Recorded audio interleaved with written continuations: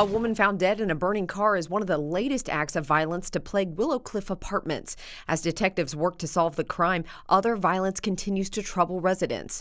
Squad cars ripped into the complex to break up a fight Thursday evening, and police carted away at least one youth to ease the tension.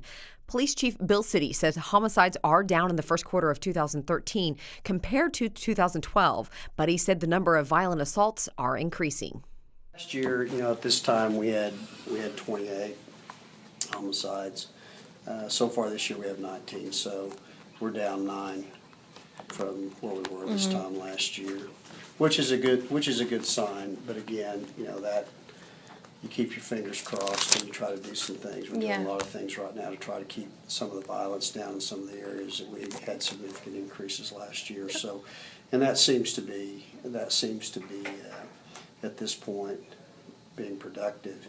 But the summer months are coming in, and in many cases some of our activities with gangs and things like that really ramp up. But we also ramp up what we do in dealing with the gangs during the summertime also. Most of where we put additional resources is data driven. We look at the data and we determine where the violence, because we don't just look at homicides, because there's a correlation between aggravated assaults and homicides. Where you're going to have homicides, you have the aggravated assaults. Interesting. Because homicides are an assault with the worst outcome. So, it stands to reason where you're going to have the most aggravated assaults, some of those are going to be homicides. And the trend in those has gone up over the last 10 or 15 years. I don't look at homicides so much because that's going to go up and down, depending on where you're shot. Some people survive, some people don't. But a lot of those will vary. I suspect our number will be lower this year. It's already lower now. I hope that trend continues throughout the rest of the year, obviously.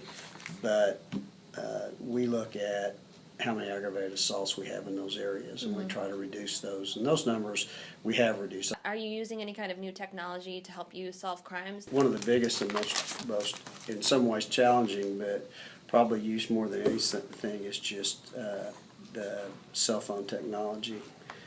Being able to, and just social networks, those types of things.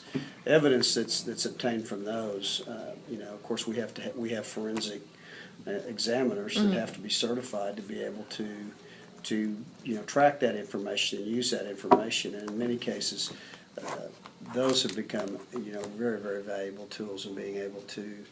People incriminate themselves. Well, they don't write notes anymore, and they don't leave voice messages on the phone, which you would find maybe in a search warrant. You find a lot of that information on cell phones. You find a lot of it on computers and social network. People talk, even people that commit crimes talk. So that's probably the biggest tool.